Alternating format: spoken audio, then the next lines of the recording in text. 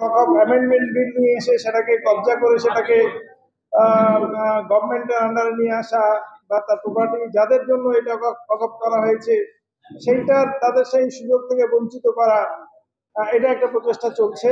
এটাকে প্রতিরোধ করার জন্য আমাদের ঐক্যবদ্ধ একটা প্রচেষ্টা থাকা দরকার। সেই জন্য আজকে একটা ফোরাম গঠিত হয়েছে।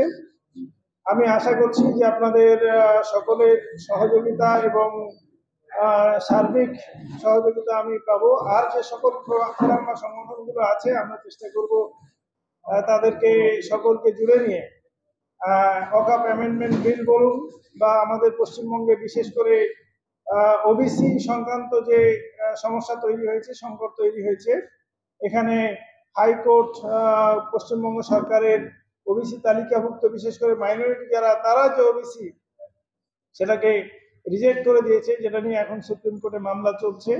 আমরা চাই এ বিষয়ে সুবিচার প্রদান করা হোক এবং যারা ওবিসি সার্টিফিকেট প্রাপ্ত হয়েছেন তাদের যে সুযোগ তারা পেয়েছেন সেটা বহাল রাখা হোক এবং ওবিসি বিশেষ করে সাচার কমিটির রিপোর্ট অনুযায়ী পশ্চিমবঙ্গের মাইনরিটি মুসলিমরা সবচেয়ে যেহেতু ব্যাকওয়ার্ড, তো তাদের সেই ব্যাকওয়ার্ড ক্লাসটাকে বজায় রাখার জন্য যে ধরনের আইনি প্রচেষ্টা থাকা দরকার, যে ধরনের সিস্টেমেটিক ভাবে কাজ হওয়া দরকার, যদি সিস্টেমের কোনো কাজে ভুল হয়ে থাকে তাহলে সেটা সংশোধন হয়ে যাওয়া দরকার।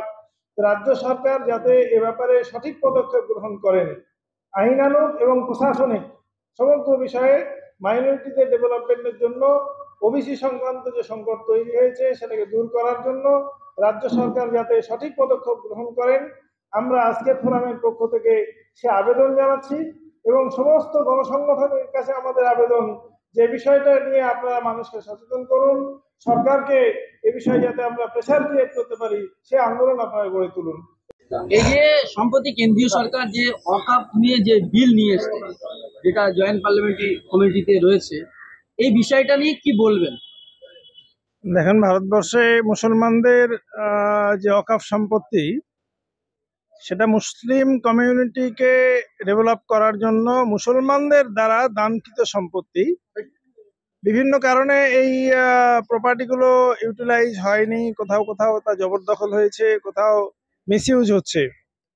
এখন বর্তমান সরকার এই ওয়াকফ প্রপার্টিগুলো যাতে প্রপার ইউটিলাইজ হয় সে বিষয়ে কোনো পদক্ষেপ গ্রহণ না করে এটাকে এমন একটা অ্যামেন্ডমেন্ট নিয়ে আসতে চাচ্ছে যাতে ওয়াকফ প্রপার্টিগুলো পুরোপুরি ক্রোক করে নেওয়া যায় এবং সেটা সরকার গ্রহণ করতে পারে এমন কিছু আইন নিয়ে আসা হচ্ছে যাতে সরকারের প্রতিনিধি তারা যেটা বলবেন, তারা যেটা ফয়সালা করবেন সেটাই হবে। এটা সরাসরি মুসলিম কমিউনিটির উপরে এবং ওয়াকফের উপরে হামলা আমরা দেখতে পাচ্ছি। গোটা দেশ জুড়ে মাইনরিটিদের উপরে বিভিন্ন ধরনের হামলা হচ্ছে, সেখানে তাদেরকে কোথাও পিটিয়ে মব লিঞ্চিং করা হচ্ছে, পিটিয়ে হত্যা করা হচ্ছে, কোথাও বাধ্য করে তাদেরকে ধর্মান্তরিত করা হচ্ছে, কোথাও মসজিদের উপরে বুল্ডোজার চালানো হচ্ছে, কোথাও মাইনরিটিদের বাড়িঘরের উপরে বুল্ডোজার চালানো হচ্ছে। তো এই যে বুল্ডোজার চলছে, বুল্ডোজার রাজনীতি যেটা চলছে, ওয়াকফ অ্যামেন্ডমেন্ট বিল ওয়াকফের উপরে এই ধরনের একটা আক্রমণ, এই ধরনের একটা বুলডোজিং বলা যেতে পারে। তো আমরা মুসলিম কমিউনিটি যারা ওয়াকফ প্রপার্টি যাদের, আমরা মনে করি এ বিষয়ে এ বিল কোনো মতেই পাস না হওয়া উচিত। যেটা জয়েন্ট পার্লামেন্টারি কমিটিতে যে দেয়া হয়েছে আমরা আশা করি যে এটা বাতিল হবে এবং আমাদের ভারতবর্ষের পার্লামেন্টে যেভাবে কোনো বিল পাস হয়, যেভাবে কোনো বিল উপস্থাপন করা হয় তার কোনো প্রসেস মেনটেন করে এই বিল উপস্থাপন করা হয়নি। যদি কোনো কমিউনিটির সঙ্গে রিলেটেড কোনো বিষয় থাকে তাহলে সেই কমিউনিটির যারা স্টেক হোল্ডার, যারা তার সঙ্গে রিলেটেড, যারা তার মালিক, তাদের সঙ্গে আলোচনা করতে হয়, তার সুবিধা অসুবিধা, তার ভালো মন্দ দিক ডিসকাশন করার পরে একটা সর্বজন গ্রহণযোগ্য বিল উপস্থাপন করতে হয়। কিন্তু কেন্দ্রীয় সরকার অনেকগুলো বিলের সঙ্গে এই বিলটাকে ঢুকিয়ে দিয়েছে কোনো প্রায়র ডিসকাশন ছাড়াই। সেই জন্য আমরা সর্বতভাবেই এই বিল যাতে রিজেক্ট হয়ে যায়, এটা কোনো আইনে পরিণত না হয় সেই বিষয়ে আমরা আন্দোলন করছি এবং আমরা চাচ্ছি যে বিল রিজেক্ট হয়ে যাক।